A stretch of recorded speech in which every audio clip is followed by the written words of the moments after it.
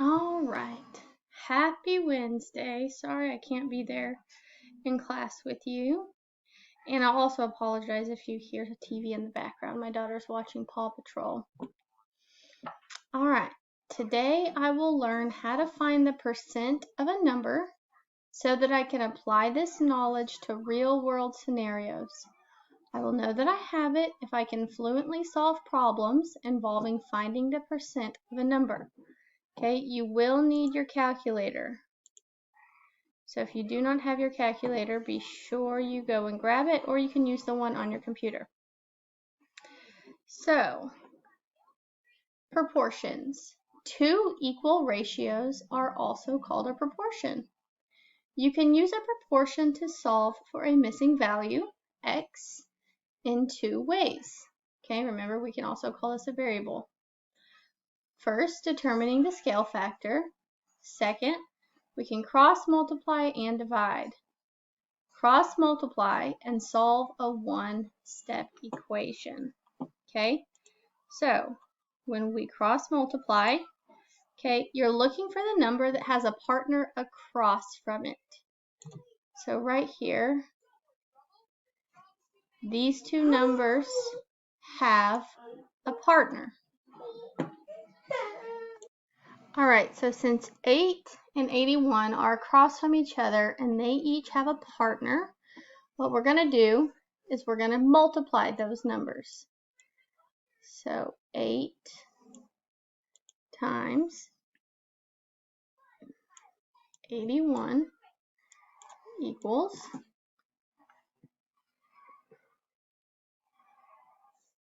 648.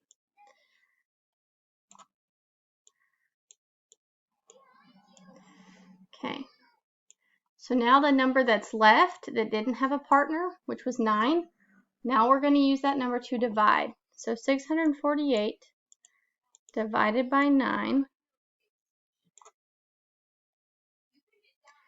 and that equals 72. And this is your missing number, okay?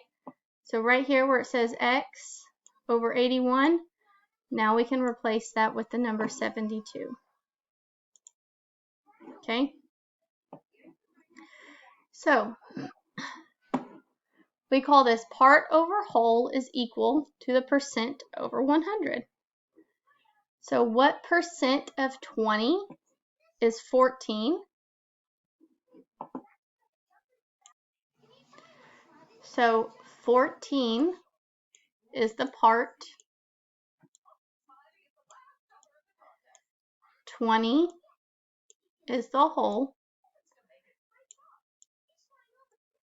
It's asking for the percent. It says what percent, okay?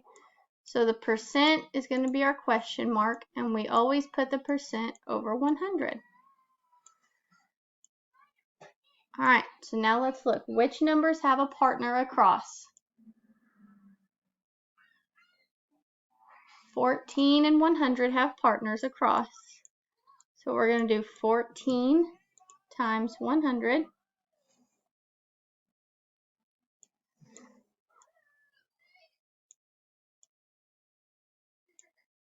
And that equals 1,400 or 1,400. The number that does not have a partner that we haven't done anything with, that's the number we're going to divide by. So now we're going to divide by 20.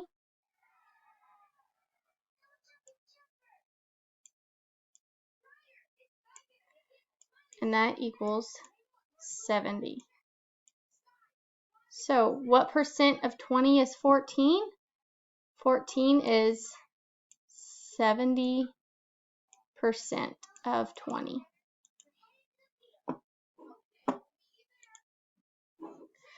Percent is a part to whole ratio where the whole is always 100. Okay, so if you look down here, you can see the whole is the number 5, right? Because there's 1, 2, 3, 4, 5. Okay, so if this is a candy bar and you eat 5 pieces, you ate the whole thing. Okay, so 5 would be the whole. it would also be 100%. Okay, if you ate 5 pieces of this candy bar, you ate the whole thing, you would have eaten 100% of it. Okay, so right here, it's asking you, what percent is 1 part out of the 5? Well, you can put your percent over 100 is equal to your part over whole, 1 over 5. You're going to cross multiply and then divide. 1 times 100, okay, these ones have partners. 1 times 100 equals 100. And then the number that we haven't done anything with, that's missing its partner, we're going to divide by. So 100 divided by 5. And that gives us 20. So this one piece of this candy bar is 20% of the whole thing. Each percent can be modeled on a 10 by 10 grid and can also be written as a proportion. You can use a proportion to solve the problem, where percent over 100 equals part over whole. All right, so let's work on this one. What is 28% of 25? Well, they told us the percent, so I know percent is always over 100. So I'm going to do 28% over 100. Now I need to decide, is 25 my whole or is that my part? Okay.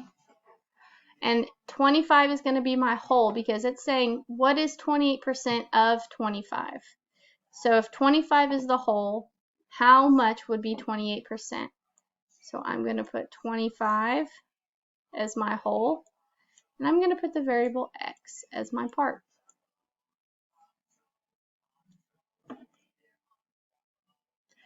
All right, which two numbers have partners across? 28 and 25 have partners across. So we're going to multiply those ones. 28 times 25.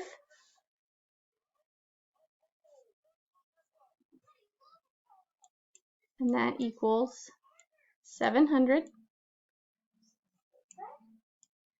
Now the number that does not have a partner that we haven't done anything with right here is 100. We're going to divide by that one. Divide by 100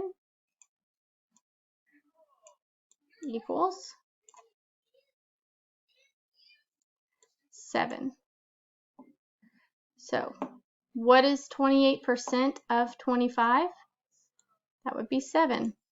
So if my candy bar was broken up into 25 pieces and then I ate 7 pieces, I would have eaten 28%.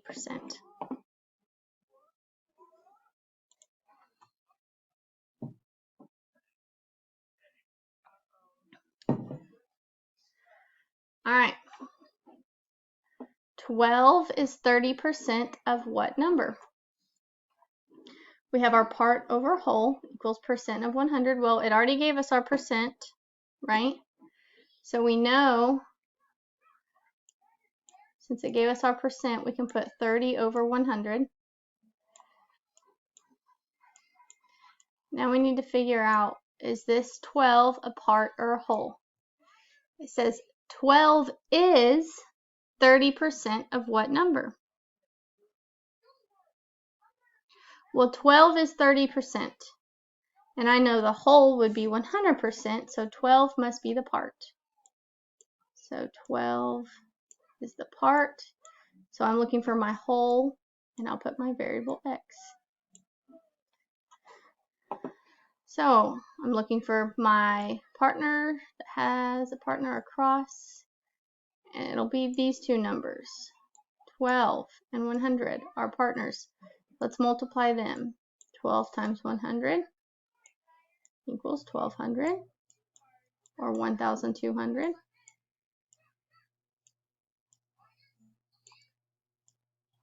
The number that I haven't done anything with, this one, I'm going to divide by that.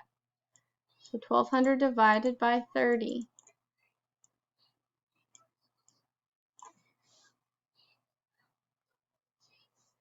And that equals 40.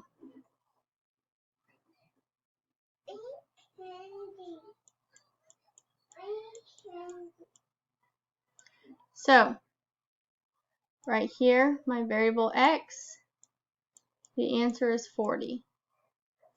So 12 is 30% of what number? 12 is 30% of 40. All right, this is your last slide. What is 45% of 60? Again, it gave us our percent. I know my percent will always go over 100.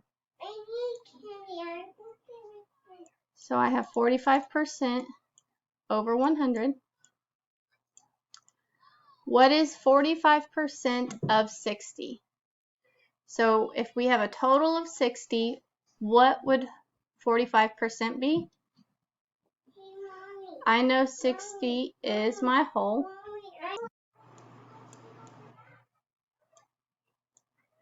And I'll put my variable x. Okay. Which two numbers have a partner across from each other? 45 and 60. Those ones have partners. So those are the ones that we're going to multiply. 60 times 45 equals 2,700 or 2,700. What do we do with this number, 100? What do I do with that? I'm going to divide by this number. So divide by 100.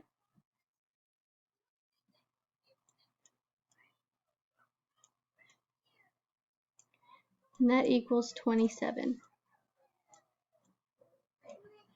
So right here, x is 27. So what is 45% of 60? 27 is 45% of 60. All right, so here is your exit ticket. I want you to email me your answer. It says, a teacher's cabinet has 70 dry erase markers. 14 of the dry erase markers are red. Which proportion can be used to determine P, the percent of dry erase markers that are red? Okay, over here, here's my email, mhill@tivahallsville.org. All right, so go ahead and pause the recording here. Figure out your answer. And I look forward to hearing from you from your email and you emailing me the answer. Bye. Have a great Wednesday.